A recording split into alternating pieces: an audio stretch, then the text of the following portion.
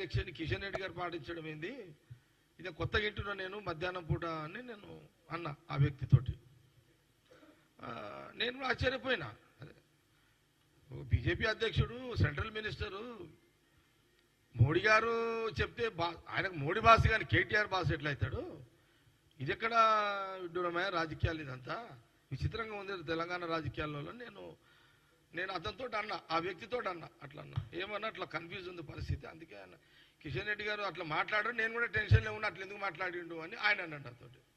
Okay, కానీ నేనేమంటున్నా అంటే ఇప్పుడు రెండు రకాలు. ఒకటి 17 మంది అట్లా చనిపోవడం ఒక బాధ. మేము దాని మీద యాజ్ అ ప్రభుత్వంగా ముఖ్యమంత్రి రేవంత్ రెడ్డి గారు, క్యాబినెట్ మినిస్టర్లు అందుబాటులో ఉండి, అధికారులు అందుబాటులో ఉండి వాళ్ళు చర్యల్లో నిమగ్నమై పనిచేస్తున్నది ఒక. చూడండి, నిన్న తర్వాత ఏముంటుంది, చనిపోయినాక ఎవరు ఏం చేయలేము. చనిపోయారు, వాళ్ళని అక్కడి నుంచి కొన్ని హాస్పిటల్కి తీసుకుపోయారు, అక్కడ చెక్ చేసిరు, అప్పటికే చనిపోయారు అని చెప్పారు. ఇక తప్పదు కాబట్టి పోస్ట్ మార్టానికి పంపాల్సిందే, ఉస్మానియాకి పంపించారు.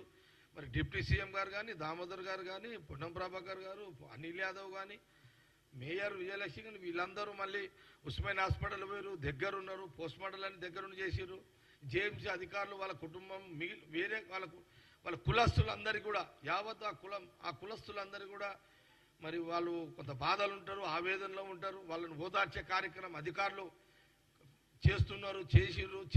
అప్పటికే అక్కడ కొన్ని గంటలు మొత్తం ఎక్కడిదక్కడ అలర్ట్ చేసిర్రు. మళ్ళీ దీన్ని ఇంకో రకంగా ఎవరు ఇబ్బంది పడద్దు అని పోలీస్ యంత్రాంగం, ఎంటైర్ పోలీస్ యంత్రాంగం అలర్ట్ అయిపోయింది. ఫోర్స్ అంతా దించారు, జాగ్రత్తలు తీసుకున్నారు.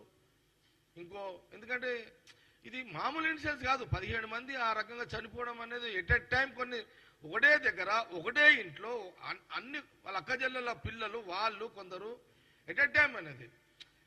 ఇప్పుడు మా గవర్నమెంట్ కాంగ్రెస్ వీళ్ళు చనిపోయారు అనేది ఒక టెన్షన్, ఆడ పరిస్థితులు తెలుసుకునేది ఒక టెన్షన్, బయట ఎవరైనా బతికే అవకాశాలు ఉన్నాయనేది ఒక టెన్షన్.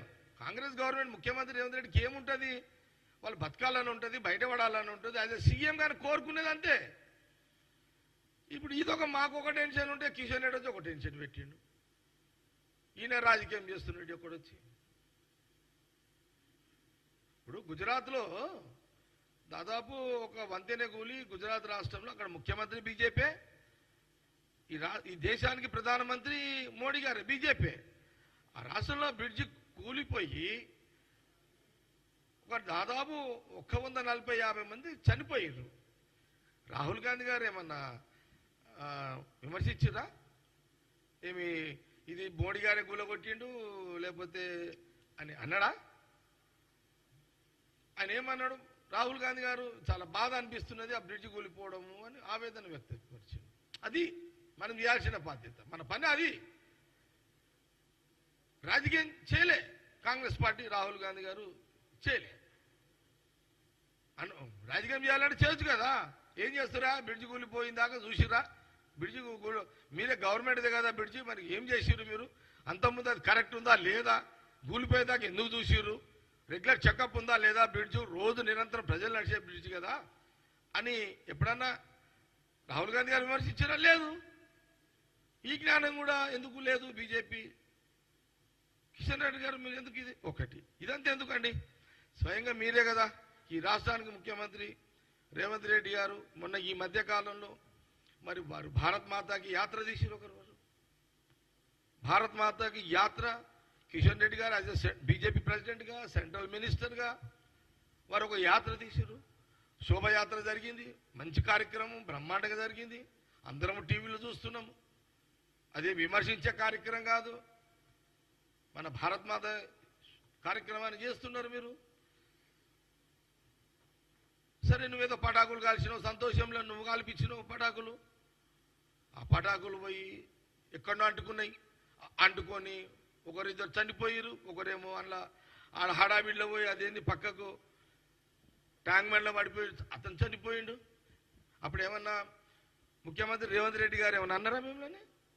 అయ్యో ఇట్లా జరిగిపోయింది, ఏంది ఇట్లా జరగవద్దు, ఇట్లా జరిగిపోయింది అని బాధపడ్డాడే కానీ మీరు అన్నట్టుగా అనలే కదా.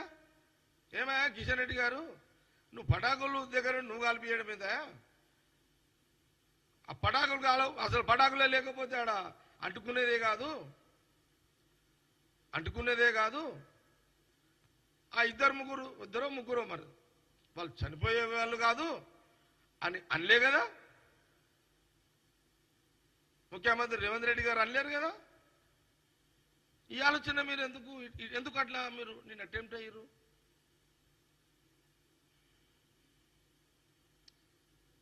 జస్ట్ కొంత అంటే మేమేమో మా ప్రభుత్వం, కాంగ్రెస్ ప్రభుత్వం, మా cabinet minister CM Revanth Reddy గారు ఈ సంఘటన మీద ఎవరమైనా బాధపడాల్సిందే, బాధపడుతుంటారు. ఇట్లా జరగాల్సింది కాదు, జరిగింది అని ఆవేదనలో ఉన్న ప్రభుత్వము నువ్వు అక్కడ పోయి ఏదన్నా చిన్న లోపాలు ఉంటే సరిదిద్దాల్సింది పోయి మైకులు ముందు పెట్టగానే ఒక రాయి కొట్టాలని ప్రయత్నం చేసినావు. ఇది నాకు మంచిగా అనిపించగానే కొన్ని ఉదాహరణలు చెప్పిన. నేను ఇదేం తప్పుడు కాదు, జస్ట్ గతంలో మీ ప్రభుత్వంలో జరిగిన ఉదాహరణలు నేను చేస్తున్నా. వదికు మాకు 17 మంది చనిపోవడం బాధ ఉంది, వాళ్ళు చనిపోయారు.